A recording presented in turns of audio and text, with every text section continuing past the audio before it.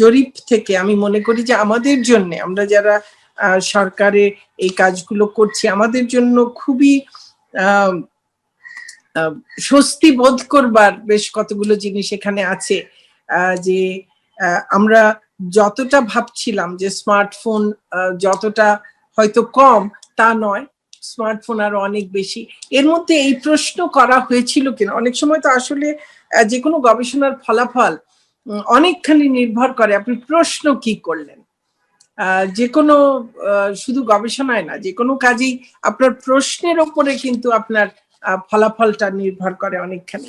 তো আপনি একটা দেখাচ্ছেন যে অনলাইন রেগুলারলি ব্যবহার করছে 63%, কিন্তু সেখানে মোস্তফা মল্লিক যেটি বললেন যে এখানে আমরা প্রশ্ন যেভাবে করেছি যে প্রতিদিন ব্যবহার করছে সেই জিনিসগুলো, তো এখানে আসলে এক্স্যাক্টলি ওদেরকে কি জিজ্ঞেস করা হয়েছে এবং কোন হিসেবে 94% শিক্ষার্থীর স্মার্টফোন থাকলেও মাত্র 63% কেন অনলাইন ব্যবহার করছে, আবার তারা 98%-এর বাসায় টেলিভিশন আছে কিন্তু 89% টেলিভিশন দেখছে না, এই বিষয়গুলোর মধ্যে এগুলো এই ডেটাগুলোকে রিকনসাইল করা কিন্তু একটু শক্ত।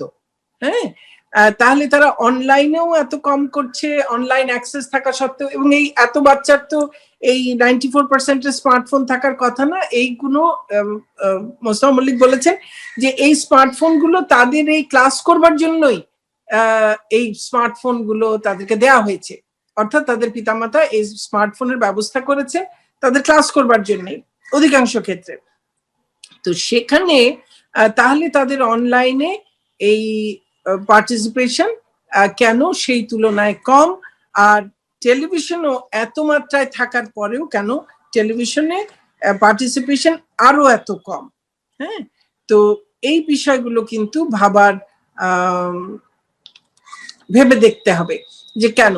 তবে তার মধ্যেও এই অনলাইনে ভিডিও দিয়েও দেখছেন সেরকম প্রায় 61%, তো সেটি তো খুবই ভালো।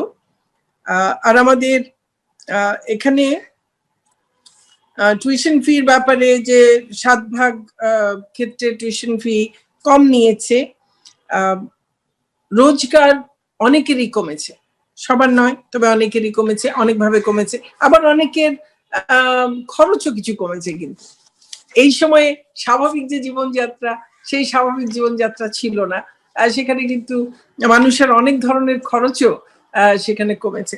তো যাই হোক, যে কোনো একটা ক্রাইসিসের সময়, এটা একটা শুধু জাতীয় ক্রাইসিস নয়, এটা একটা বৈশ্বিক সংকট, সেই সংকটের সময় আমাদের সবারই কিন্তু কিছু না কিছু রিঅ্যাডজাস্টমেন্ট করতে হয়েছে, এবং এটি প্রতি পরিবারেই কিছু না কিছু করতে হয়েছে।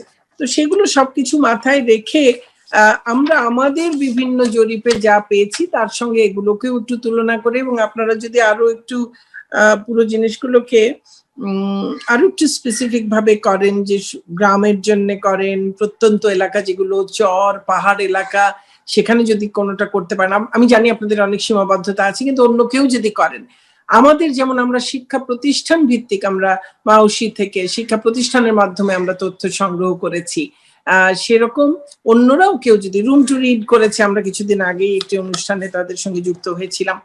তো এরকম অনেক জরিপ অনেকে করছেন, আমাদের নিজস্ব কিছু জরিপ আছে, সেগুলো মিলিয়ে আমরা যা দেখছি সে অর্থে বলবো যে বৈশ্বিক সংকটের মধ্যেও আমরা এই পড়াশোনাটাকে আমরা চালিয়ে নিতে পেরেছি, চালিয়ে যাচ্ছি। এতে অবশ্যই এটি আমাদের কোনো আদর্শ পরিস্থিতি নয়, আমাদের অনেক সীমাবদ্ধতা রয়েছে, তার মধ্যেও আমরা চেষ্টা করছি, এবং এই চেষ্টাটি আমাদের চালিয়ে যেতে হবে। এটিকে আমাদের আরো কত ভালো করা যায়, কারণ করোনা কতদিনে যাবে, কতদিনে সত্যিকার অর্থে আমরা আসলে শিক্ষা প্রতিষ্ঠানকে পুরোপুরি খুলে দিতে পারবো, সেই বিষয়গুলো কিন্তু এখনো বেশ অনিশ্চিত।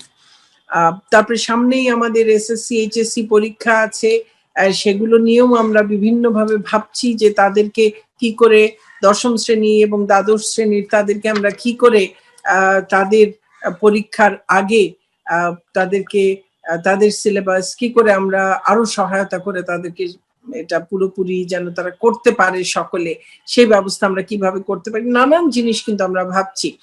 এবং একই সঙ্গে শিক্ষার্থীদের কাছ থেকে এবং সামনের বছরের এসএসসি এইচএসসি পরীক্ষার্থীদের কাছ থেকে টেলিফোন, ইমেল, মেসেজ সেগুলো দিয়ে আমরা একেবারে ব্যতিব্যস্ত সারাদিন। যাই হোক, স্বাভাবিক এই উদ্বেগ তো নিশ্চয়ই থাকবে।